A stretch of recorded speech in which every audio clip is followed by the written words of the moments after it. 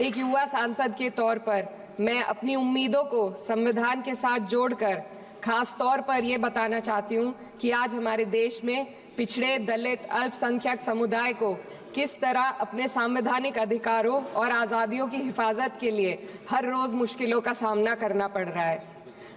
Doctor B.R. Ambedkar के कथन से अपनी बात रखना चाहती हूँ। उन्होंने कहा था, मुझे अपने भारतवर्ष पर फक्र है कि जिसके पास ऐसा संविधान है जो लोकतंत्र, समाजवाद और सेक्युलरिज्म को संजोता है। लेकिन आज ऐसा लगता है जैसे संविधान की किताब तो है पर इसे चलाने वालों का ईमान गुम हो गया है।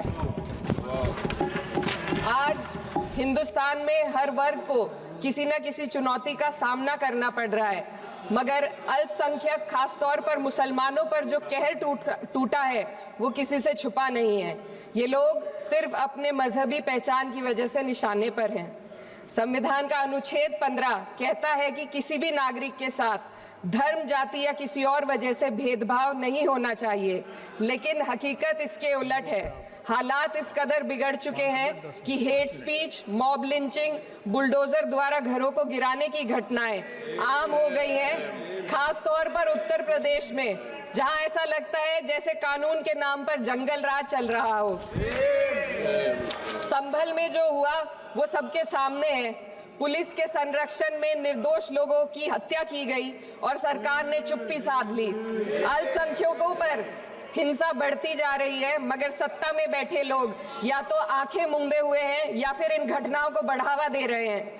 हद तो तब हो जाती है जब न्यायपालिका की बात भी अनसुनी कर दी जाती है। सुप्रीम कोर्ट ने मॉब लिंचिंग पर 11 सूत्रीय निर्देश जारी किए थे।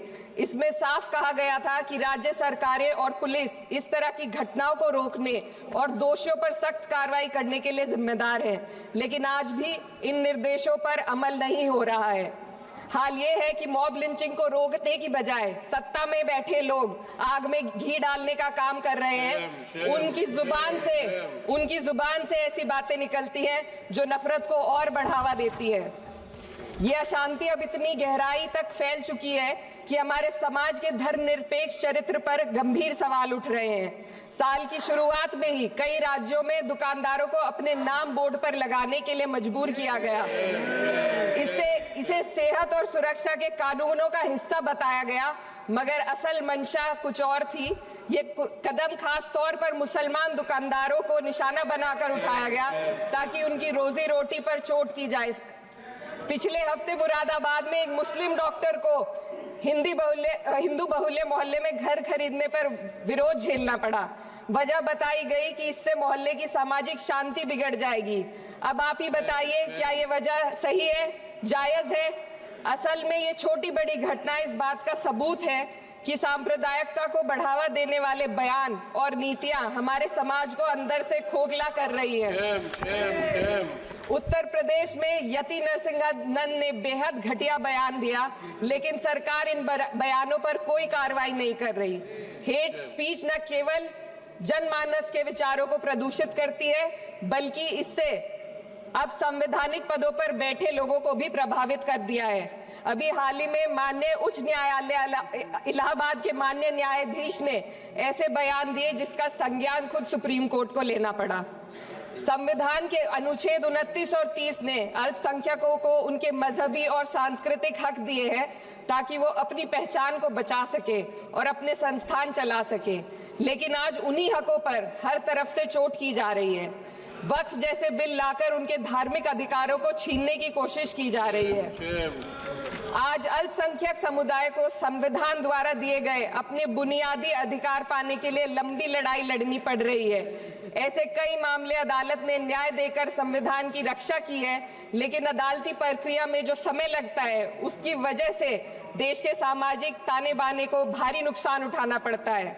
मिसाल के तौर पर इलाहाबाद हाई कोर्ट ने 2004 के मदरसा एक्ट को रद्द कर दिया था, जिससे मदरसों के संचालन पर सवाल उठे। हालांकि सुप्रीम कोर्ट ने बाद में इस फैसले को पलट दिया और एक्ट को वैध करार दिया, लेकिन इस प्रक्रिया में जो समय लगा उसने अल्पसंख्यकों को बेचैनी और संघर्ष के दौर में डाला है। इसी कड़ी में प्लेसेस ऑफ वर्शिप एक्ट 91 भी आता है और कई अन्य अधिकार, उन्हें भी इसी तरह अदालती लड़ाइयों में उलझाया जा रहा है। ये स्थिति न केवल अल्पसंख्यकों के अधिकारों की राह में रुकावट है, बल्कि justice delayed is justice denied जैसी कहावत को सिद्ध करती है। मैं इस सदन से दुनिया भर के अल्पसंख्यकों की आवाज उठाना चाहती हूँ, खास तौर पर हमारे पड़ोसी देश बांग्लादेश में अल्पसंख्यकों के साथ जो हो रहा है वे दिल को गहरे तक चोट पहुंचाने वाला है।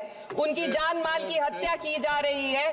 बांग्लादेश हो या हिंदुस्तान हो या कोई और देश, अल्पसंख्यकों की सुरक्षा, इज्जत और अधिकारों की हिफाजत हर सरकार की सबसे पहली जिम्मेदारी होनी चाहिए।